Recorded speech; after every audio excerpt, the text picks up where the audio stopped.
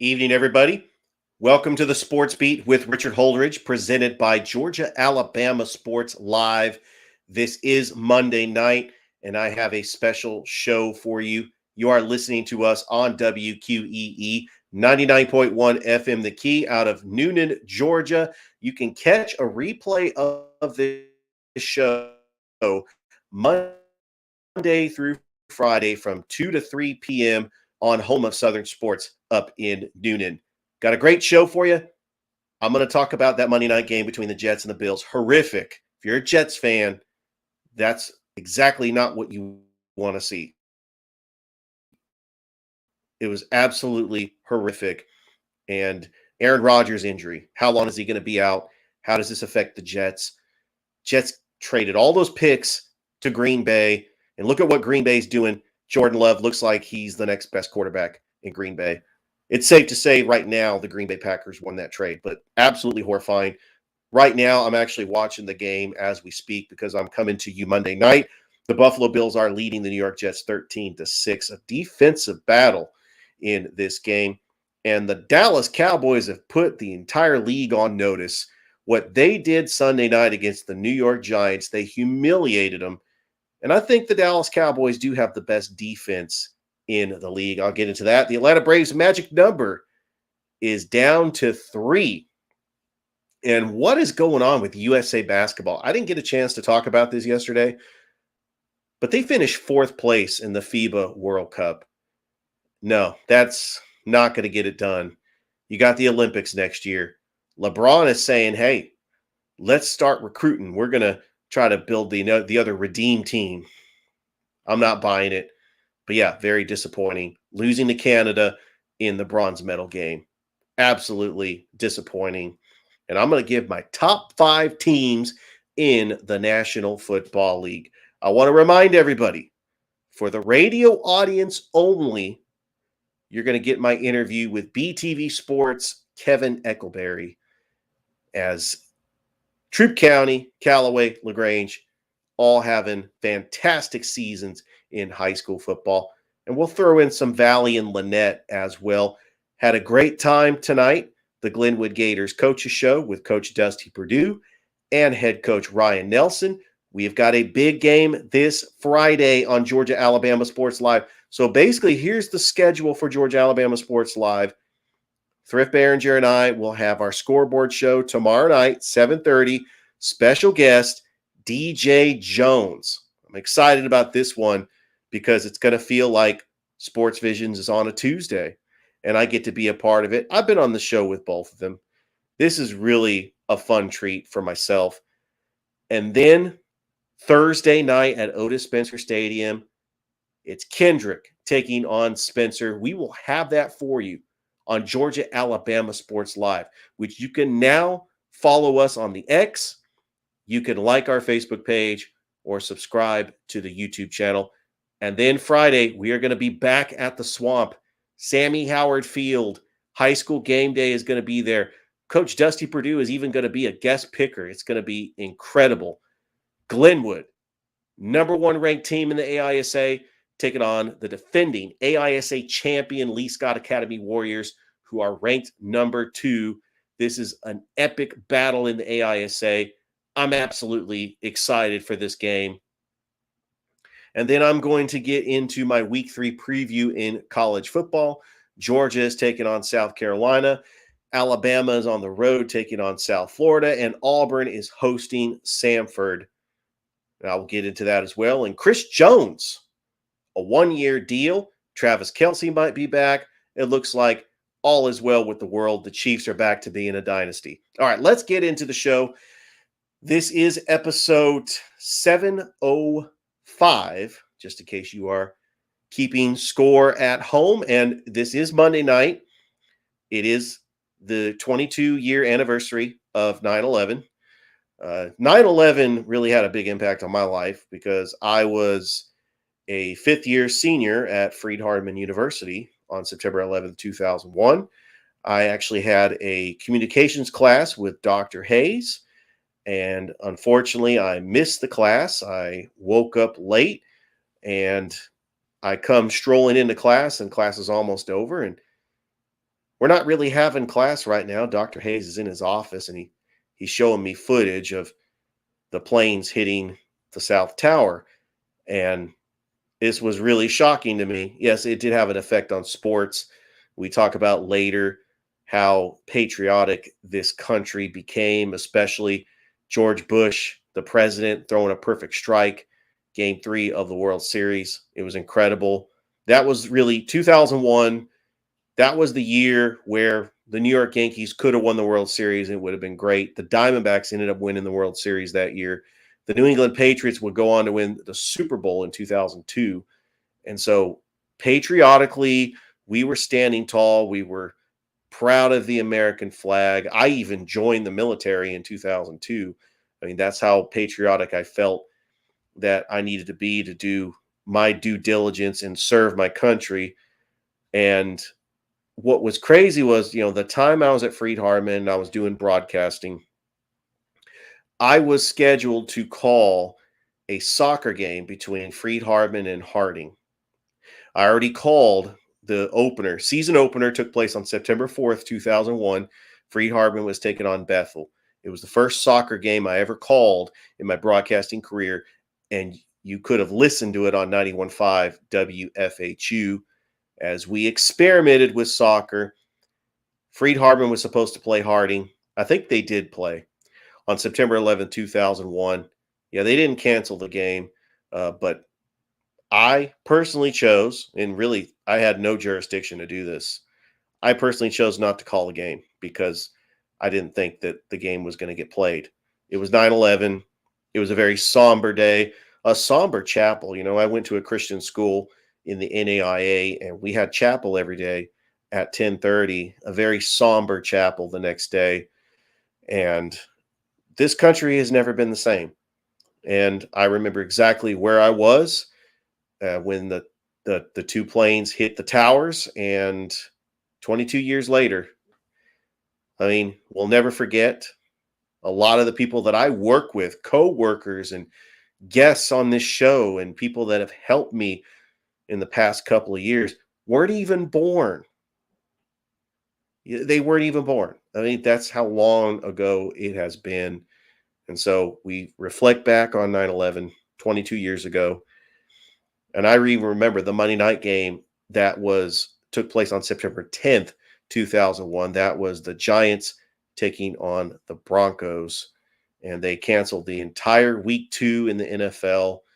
And they canceled all the college football games. They didn't play them till later in December. In fact, Tennessee, the last time they beat Florida in the Swamp was in 2001, but that wasn't played until December because they moved that game to December.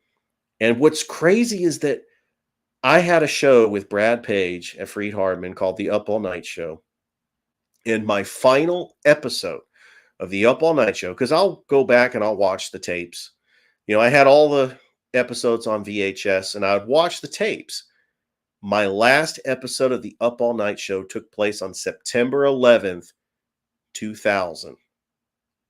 That actually blew my mind. I remember the guest was Chris Walker. He's now a successful lawyer somewhere.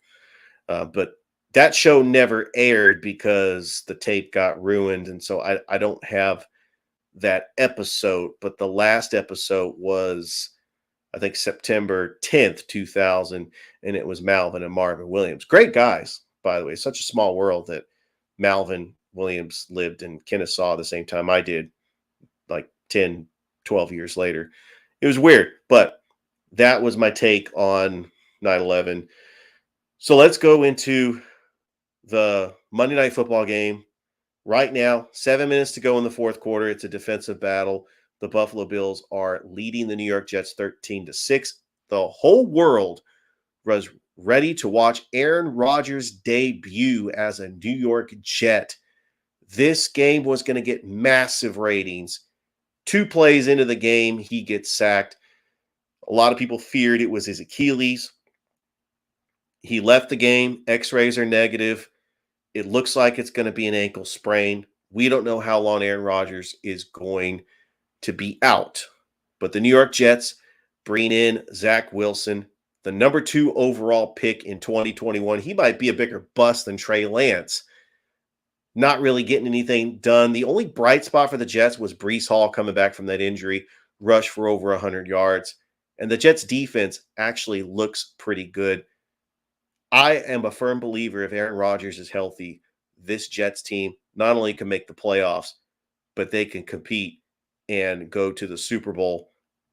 But it's wishful thinking.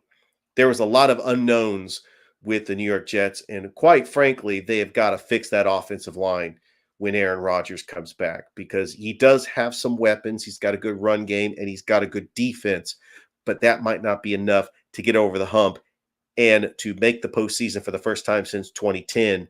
And now the New York Jets have to rely on Zach Wilson, and Jets fans have got to be demoralized right now with Aaron Rodgers' injury. And I also feel that everybody that's the casual football fan that was getting ready to watch this game, the ratings took a nosedive once Aaron Rodgers left the game. I even turned on to the Manning cast, and they just didn't know what to say. They were prepared to talk about Aaron Rodgers in the broadcast, and they just couldn't find the words to improvise.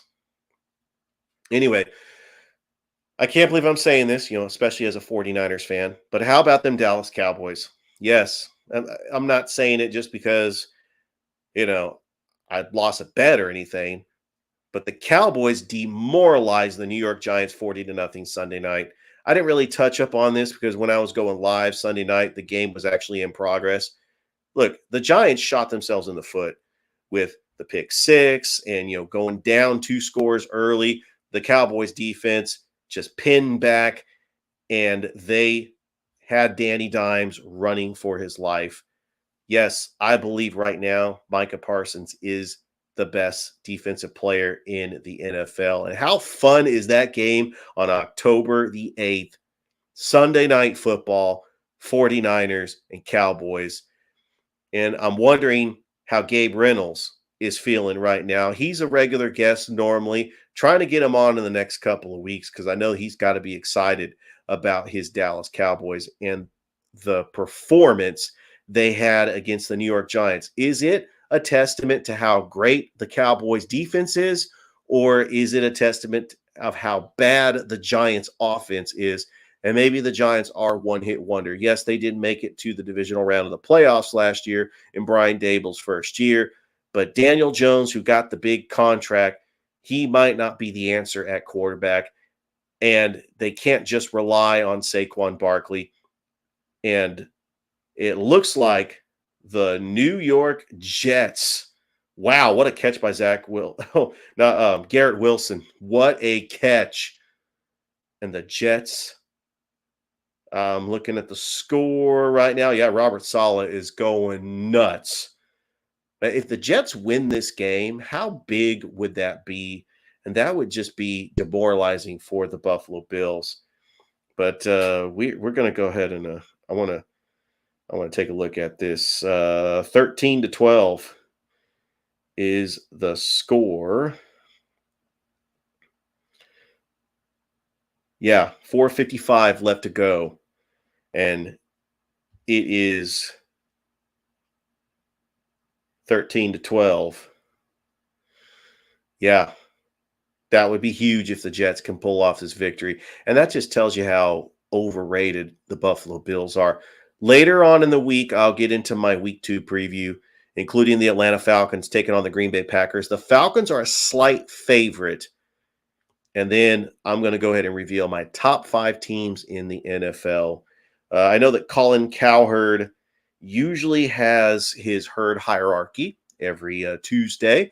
I'm not going to go there because I don't want to copy what Colin Cowherd does. I don't want to copy what Josh Pate does. I don't want to copy what Jay Crane does or Chris Vernon, all these sports talk show hosts that I listen to on a daily basis. I'm not trying to copy any of them. I'm not trying to copy them. Yes, imitation is the greatest form of flattery.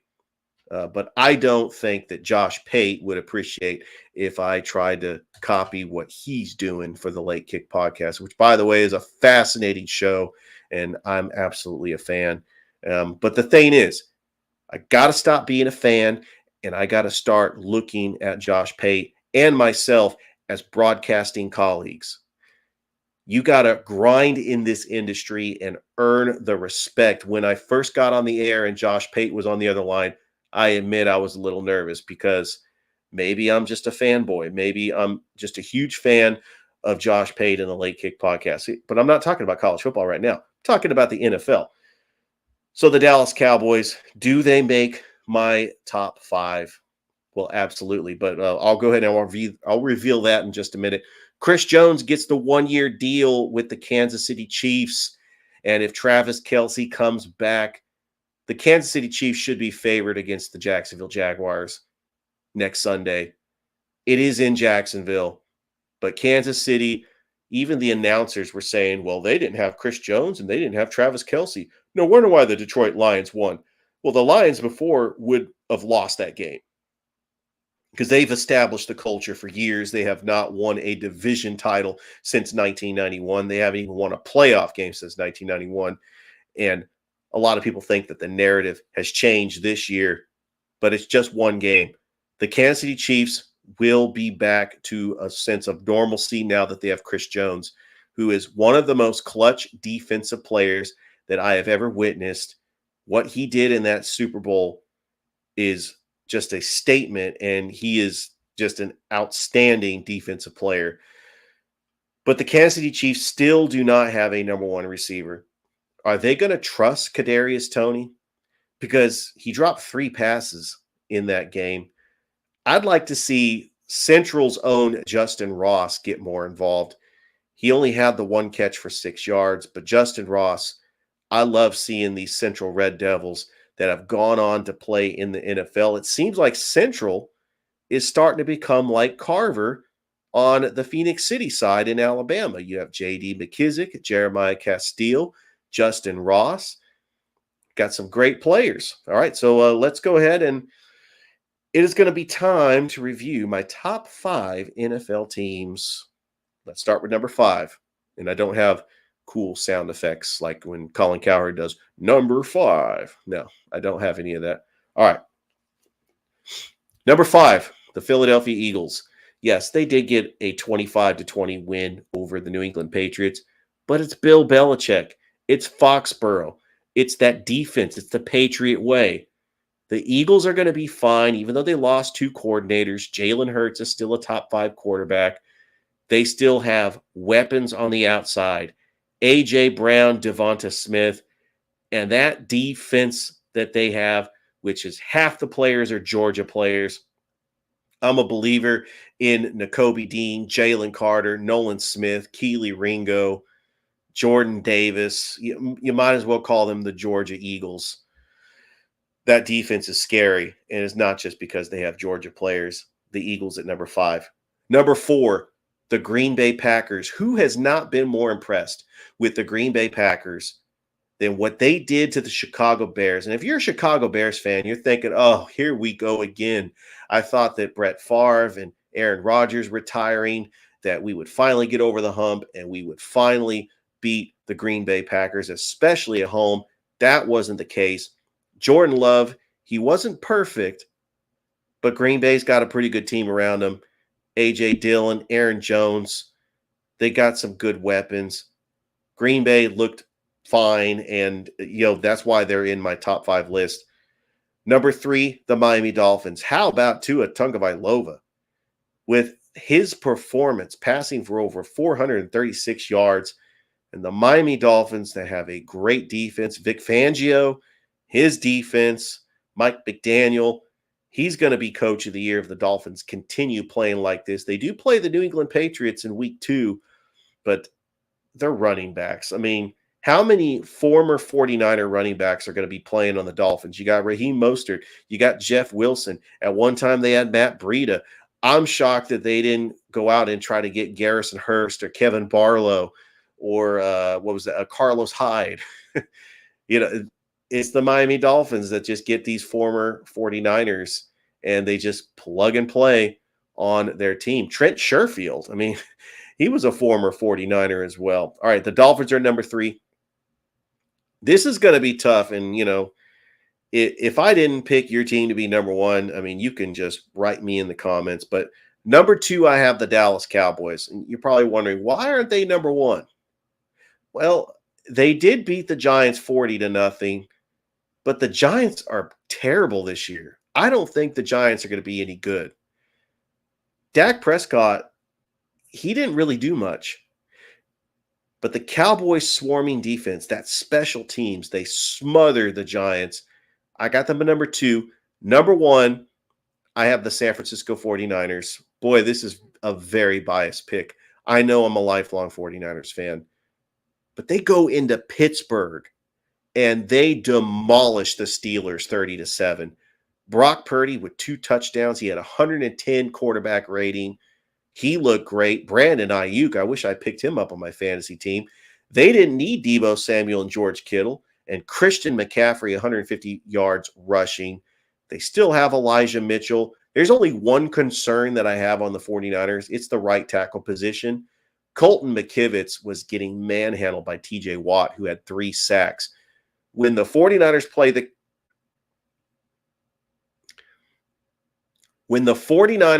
the Cowboys on October the 8th, that will be the barometer to see how good this team is, because that Cowboys defense is coming for that 49ers offensive line. Yes, Trent Williams, he has protected that blind side on the left side, but Colton McKivitz, man, if Micah Parsons lines up there, I might not look. I might close my eyes and look away because it could get ugly.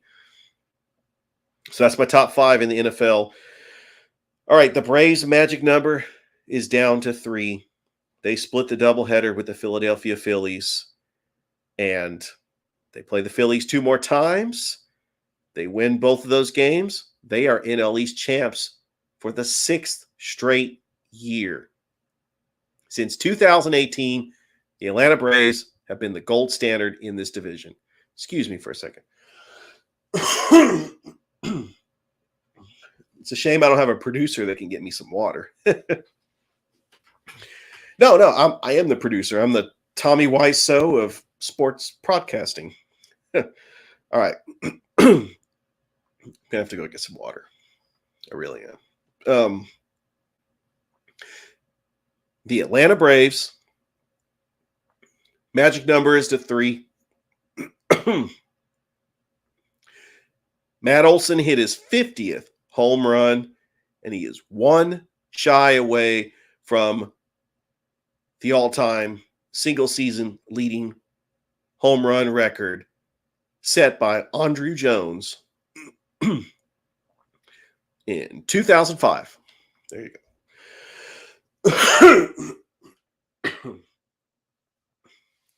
13-13.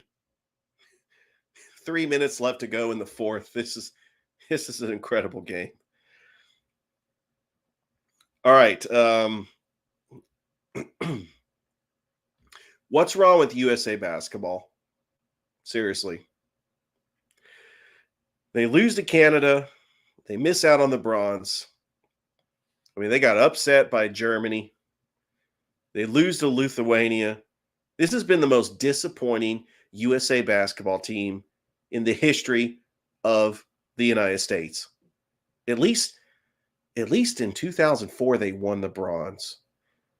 I mean, this is absolutely ridiculous. They can't even medal. And so I think a reload is going to happen. Look, I watched that Netflix documentary, The Redeem Team. I mean, they had to get dogs on their team that are willing to work, get those defensive specialists. They need to start with having LeBron, Kawhi Leonard, Paul George. You need to get two-way players that are willing to play defense. They got to learn the international game. Because if they don't make adjustments, they are not going to win the gold medal in 2024. Congratulations to Coco Gauff, youngest woman since Serena Williams to win the U.S. Open. That's always great when you see an American, especially somebody as young as Coco Gauff, winning the U.S. Open. That was pretty cool. And let's see, what else do we have? All right, week 3 preview, college football. I'm going to go ahead and look at the games that I'm actually looking forward to watching. I mean, we do have some top 25 matchups. Let's go ahead with and start with